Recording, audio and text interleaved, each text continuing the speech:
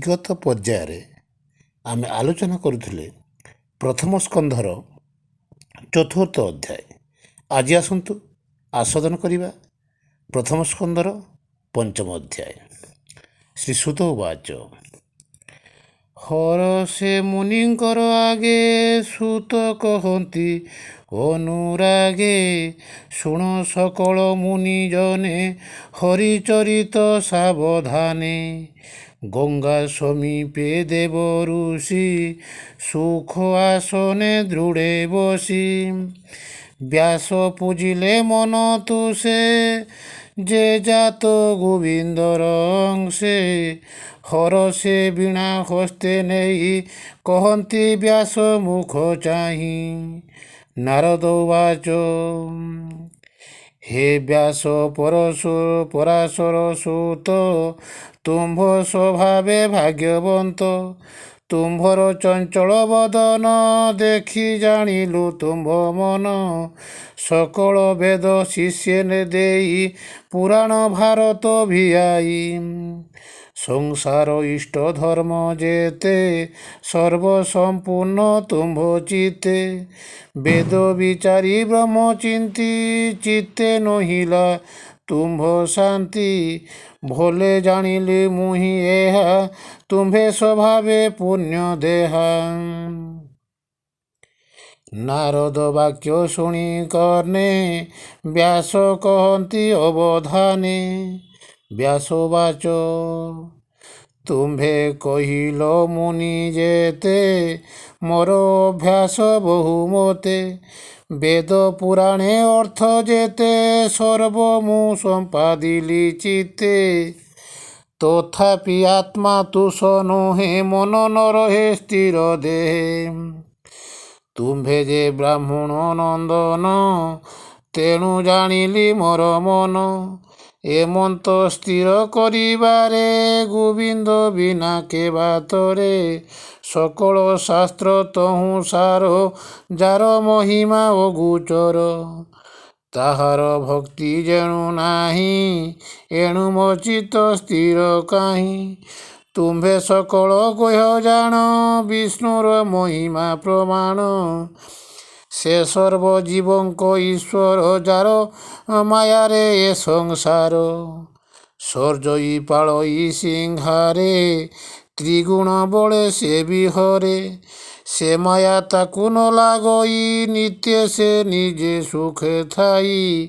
ଏ ତିନି ଲୋକେ ତୁମ୍ଭ ଦେହେ, ନିରତେ ଭ୍ରମେ ରବି ପାଏ। ପ୍ରାଣୀଙ୍କ ବାହ୍ୟ ଅଭ୍ୟନ୍ତରେ, ଯେ ଶନେ ସମୀର ସଞ୍ଚରେ। ଆତ୍ମାକୁ ଆତ୍ମା ସାକ୍ଷୀ ରୂପେ, ନିତ୍ୟ ବିହରେ ନିଜେ ସୁଖେ। ସେ ବିଷ୍ଣୁ ପଦ ବ୍ରହ୍ମ ଜଳେ, ତୁମ୍ଭର ସ୍ନାନ ନିଶ୍ଚଳେ। ସେ ଜଳ ଶୀତ ଉଷ୍ଣ ଭାବ, ନିତ୍ୟ ତୁମ୍ଭର ଅନୁଭବ। ତାହାର ମହିମା ପ୍ରମାଣେ, ତୁମ୍ଭଙ୍କୁ ଅନ୍ୟ କେ ବା ଜାଣେ। କହ ଆନନ୍ଦେ ମୁନିବର, ଯେମନ୍ତେ ମନ ହେବ ସ୍ଥିର। ନାରଦ ଉବାଚ ଭୂମୁନି ସତ୍ୟ ଏ ବଚନ, ତେଣୁ ସନ୍ତୋଷ ନୁହେଁ ମନ। ଧନ ସମ୍ପଦ କାମ ଅର୍ଥେ, ଯେତେ କହିଲ ବେଦ ଶାସ୍ତ୍ରେ। କୃଷ୍ଣ ନିର୍ମଳ ଯଶ ଗୁଣ, ଯେଣୁ ନ କରେ ଉଚ୍ଚାରଣେ। ଯେ ଧର୍ମେ କୃଷ୍ଣ ତୋଷ ନୋହି, ସେ ଧର୍ମେ ଚିତ୍ତେ ନ ଘଟଇ। ଯଦି ଗୋବିନ୍ଦ ଗୁଣ ଗ୍ରାମେ, ଅଭ୍ୟାସେ ଥାନ୍ତା କିଛି ଶ୍ରମେ। ତେବେ କି ମନ ଅସନ୍ତୋଷ, କହିବା ଶୁଣ ଉପଦେଶ। ଯେବେ ଏ ଜିହ୍ନା ବାକ୍ୟ ଶ୍ରମେ, ନ କରେ କୃଷ୍ଣ ଗୁଣ ଗ୍ରାମେ। ଯେ ବାଣୀ ଜଗତର ତାରିଣୀ, ତା ଛାଡ଼ି ଅନ୍ୟ ଯେବେ ଭଣି। ତାହାକୁ ବୋଲି କାଳ ବାଣୀ, ଯହିଁ ଗୋବିନ୍ଦକୁ ନ ଶୁଣି। ନିଶ୍ଚୟ କାକ ତୀର୍ଥ ସେହି, ସେ ଜଳେ କେବା ବହି। ପରମହଂସ ମନୁ ମେଳେ, ଯେ ଯାନ୍ତି ପୁଣ୍ୟ ତୀର୍ଥ କୂଳେ। ଯେ ବାକ୍ୟେ କୃଷ୍ଣ ଗୁଣ ଗାଇ, ନିଶ୍ଚୟ ପୁଣ୍ୟ ତୀର୍ଥ ସେହି।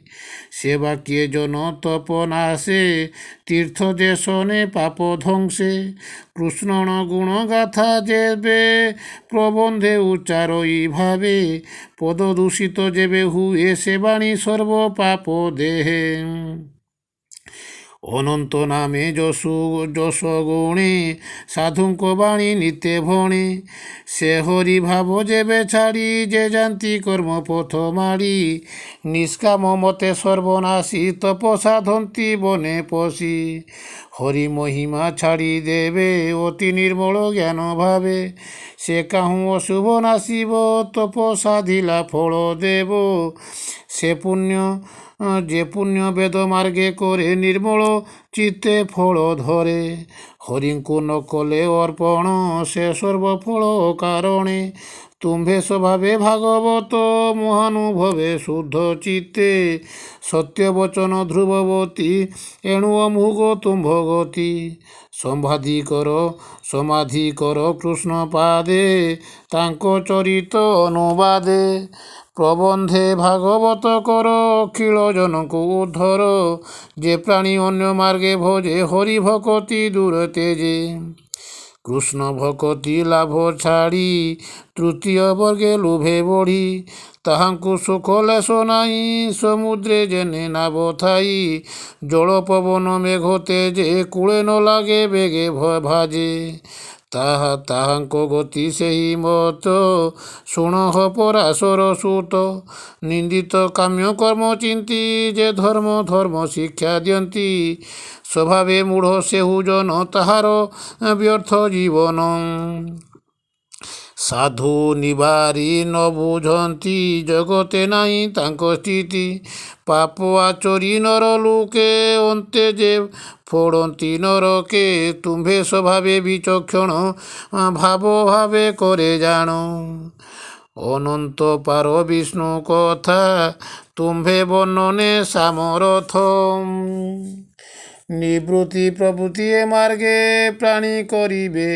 ତରିବେ ଯେଉଁ ଭାବେ ଆରେ ହରିଚରିତ ଦୀପ ଘର ଜନକୁ ଅନ୍ଧାର ଉଦ୍ଧର ଯେ ପ୍ରାଣୀ ନିଜ ଧର୍ମ ତେଜେ ହରିଚରଣେ ଦୃଢ଼େ ଭଜେ ଭଜୁ ମରଇ ଯେବେ ଦୁଃଖ କେବେ ହେନ ପଡ଼େ ନରକେ ସ୍ୱଧର୍ମେ ନ ଭଜନ୍ତି ପ୍ରାଣୀ ହରି ମହିମା ପରିମାଣୀ ଅନ୍ତେ ତାହାର ଗତି ଯେତେ କେ ଅନୁମାନ ପାରେ ଚିତ୍ତେ ଏବେ ହୋ ଶୁଣ ମୁନିବର ପଣ୍ଡିତ ଜନଙ୍କ ବ୍ୟବହାର ଯେ ଲାଭ କେହି ନ ଜାଣନ୍ତି ସେ ଭାବ ଯାର ଚିତ୍ତେ ଚିନ୍ତି ଏ ଅଧ ଊର୍ଦ୍ଧ୍ୱ ବେନି ପଥେ ସେ ପ୍ରାଣୀ ଭଜନ୍ତି ନିରତେ ତାହାଙ୍କ ମଧ୍ୟରେ ଏକ କ୍ଷଣେ ନୁହିଲେ ସେ ଫଳ ଧାରଣେ ସେ ଅର୍ଥେ ଯତ୍ନ ସେ ଯେ କରନ୍ତି ସଂସାରେ ପଣ୍ଡିତ ବୋଲାନ୍ତି ସେ ଫଳ ପାଇ ଦୁଃଖ ଧାଇ ଭ୍ରମଣେ ସୁଖ ନ ଲଭଇ ଭ୍ରମନ୍ତେ ଅବା ଯେବେ ପାଇ ପୁଣି ଭ୍ରମଇ ତାହା ଖାଇ କାଳର ବଳେ ପୁଣ ଏ ଭବ ମଧ୍ୟରେ ତାହା ଭ୍ରମଣ ଏଣୁ ମୁକୁନ୍ଦ ପାଦ ଗତେ ଯେ ପ୍ରାଣୀ ଭଜନ୍ତି ନିରତେ ମୁକୁନ୍ଦ ପଥେ ତାଙ୍କ ଗତି ଅନ୍ୟର ପଥେ ନ ଭଜନ୍ତି କୃଷ୍ଣର ପାଦ ପଦ୍ମ ରସ ନିରତେ ଯେ କରନ୍ତି ଗ୍ରାସ ସେ ରସ ଛାଡ଼ିବେ ଯେ ସେ କେହ୍ନେ ରସେ ରସିକ ଜନ ଚେହ୍ନେ ଈଶ୍ୱର ହେତୁ ଏ ସଂସାରୁ ଈଶ୍ୱର ବାହାର ଯେଣୁ ଉତ୍ପତ୍ତି ସ୍ଥିତି ନାଶ ଈଶ୍ୱର ହୋଇ ପ୍ରକାଶ ଈଶ୍ୱର ଜୀବ ଏ ସଂସାର ଏ ସର୍ବ ଏକଇ ପ୍ରକାର ଏ ସର୍ବ ବ୍ରହ୍ମ ଭାଗେ ଜାଣି ବେଦରେ ଅଛି ପରିମାଣୀ ତୁମ୍ଭେ ସର୍ବଜ୍ଞ ମୁନିବର କହ କୃଷ୍ଣର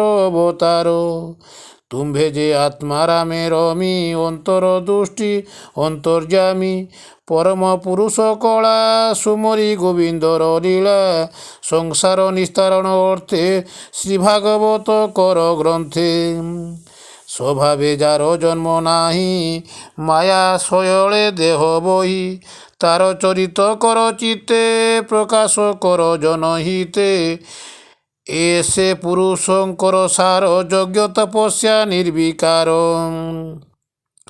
ইষ্ট পূজন জপ দান যেবে ভাবই কৃষ্ণ নাম পূর্বে নির্মল মুনিজনে তপ আচরি ঘোর বনে সংসার সার কৃষ্ণ কথা নিরতে গাই গুণ গাথা এ ভাব পাইলি যে মন্তে কহিলি তুম্ভর গ্রতে পূর্বরে দক্ষ সাপ পাই জন্মিলি দাসী পুত্র হই ব্রাহ্মণ ঘরে একা একই মোহর জননী সেবকী কার্য করই রাত্র দিনে এমন্ত বিধির বিধান সে বিপ্র ঘরে বর্ষাকালে অতিথি ব্রাহ্মণ মিলিলে তাহাଙ୍କୁ অন্ন জଳ দেই ব্রাহ্মণ কহে ভাব বহি হে বিপ্র শুণ ମୋ ବଚନ ଆଜି ଜୀବନ ମୋର ଧନ୍ୟ ତୁମ୍ଭର ଦୟା ଯେବେ ମୋତେ ମୋ ଘରେ ରହବିନା କେତେ ଦୁର୍ଗମ ବରଷା ଏ ଚାରି ଏ ଋତୁ ମୋର ଘରେ ସାରି ହେଉ କହିଲେ ବିପ୍ରଜନେ ବ୍ରାହ୍ମଣ ବୋଲେ ଶୁଦ୍ଧ ମନେ ରହିଲେ ମନର ସନ୍ତୋଷେ ମୁଁ ସେବା କଲି ତାଙ୍କ ପାଶେ ବାଳକ ଚଞ୍ଚଳ ମୋ ଚିତ୍ତ ସେବା କରଇ ଅବରିତ ସେ ବିପ୍ରଗଣ ମୋତେ ଚାହିଁ ଆଶ୍ୱାସ କଲେ ଦୟା ବହି ସମଦରଶୀ ଯେଣୁ ସର୍ବେ କୃପା ସେ କଲେ ମୋର ଭାବେ ତାହାଙ୍କ ଭୋଜନର ଅନ୍ତେ ପତ୍ରେ ଉଚ୍ଛିଷ୍ଟ ରହେ ଯେତେ ତାହା ଭୁଞ୍ଜଇ ନିତ୍ୟ ମୋହି ଅନ୍ୟ ଭୋଜନ ମୋର ନାହିଁ ଉଚ୍ଛିଷ୍ଟ ଭୋଜନ ପ୍ରସାଦେ ମୋହର ଚିତ୍ତ ପ୍ରମାଦେ ବିପ୍ରଙ୍କ ମୁଖୁ ହରିବାଣୀ ତାହାଙ୍କ ଅନୁଗ୍ରହେ ଶୁଣି ନିରତେ ଶୁଣି ପଦେ ପଦେ ମନ ବଢ଼ିଲା କୃଷ୍ଣ ପାଦେ କୃଷ୍ଣ ହିଁ ଅନ୍ୟ ନ ଜାଣଇ ବିଷୟ ଆଉ ନାହିଁ ତେଣୁ ଏ ସଦଗତି ରୂପ ପ୍ରାଣୀଙ୍କର ହୃଦୟରେ କଳ୍ପିତ ମୁହିଁ ଦେଖଇ ବାୟନ୍ତେ ହରି ହିଁ ଅନ୍ୟ କେ ଜଗତେ ଏମନ୍ତେ ବରଷା ସରିଲା ଶରତ ଋତୁ ପ୍ରକାଶିଲା ବିପ୍ରଙ୍କ ସଙ୍ଗେ ହରିବାଣୀ ନିରତେ ତାଙ୍କ ମୁଖୁ ଶୁଣି ସାତ୍ୱିକ ଭକ୍ତି ମୋର ମନେ ପ୍ରକାଶ ହେଲା ଅନୁକ୍ଷଣେ ମୋହର ସେବା ଦିନ ଦିନୁ ଦେଖି ସନ୍ତୋଷ ବିପ୍ରଜନେ ଯିବାର ବେଳେ ମୋତେ ଗାଇ କୃଷ୍ଣ ମହିମା ଶିକ୍ଷା ଦେଇ ଯେ ଗୃହୋତ୍ତମ ଜ୍ଞାନ କ୍ଷଣେ ଉଦିତ ଭଗବାନ ଏ ସର୍ବ କହି ମୋର କର୍ଣ୍ଣେ ଦିନ ବସଳ ମୁନିଜନେ ବିଷ୍ଣୁର ମାୟା ଅନୁଭବ ଯେଣେ ଜାଣିଲି ମୁହିଁ ସର୍ବ ଯେ ଭାବ ଭାବି ଅପ୍ରମାଦେ ପ୍ରାଣୀ ପଶନ୍ତି କୃଷ୍ଣ ପାଦେ ଆତ୍ମାର ଗତି ପ୍ରକାଶ ତାପତ୍ରୟ ଯେ କ୍ଷୟ ଯାଇ ବ୍ୟାଧି ଉପଜେ ଯହୁଁ ଅଙ୍ଗେ ସେ ଦ୍ରବ୍ୟ ଚିକିତ୍ସା ନ ଲାଗେ ଏଣୁ ଗୋବିନ୍ଦ ରସ ତେଜି ଯେବେ ବିଷୟ ରସ ଭୋଜି ସେ କାହୁଁ ତରିବେ ସଂସାରେ ପଡ଼ନ୍ତି ଘୋର ଅନ୍ଧକାରେ ଏ ଭବ ମଧ୍ୟରେ ଦେହ ଧରେ ଶ୍ରୀକୃଷ୍ଣ ଭକ୍ତି କର୍ମ କରେ ବିଷ୍ଣୁର ଯେତେ ଗୁଣ ଗ୍ରାମ ଜଗତେ ଅଛି ଯେତେ ନାମ ମନ୍ତ୍ର ଉଚ୍ଚାରି ସ୍ତୁତି କରି ପୂଜା କରନ୍ତି ଗୃହେ ଭରି ସେ ନ ପଡ଼ନ୍ତି ମାୟା ମୋହେ ଅନ୍ତେ ପଶନ୍ତି ହରି ଦେହେ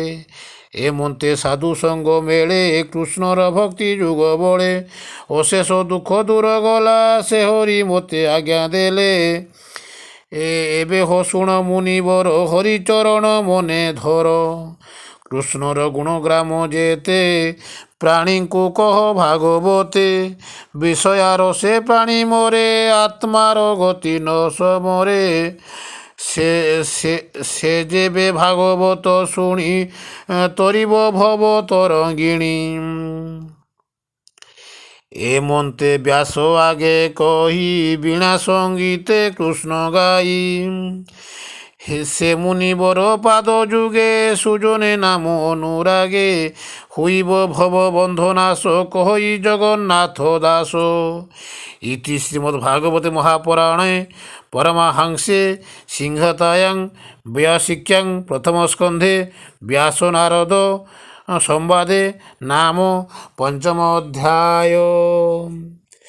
ভীমস্যাপি রণে ভঙ্গ মুনিরপি মতিভ্রমং যদি শোদ্ধমশোদ্ধ বা মম দোষ ন বিদ্যতে। জয় জগন্নাথ।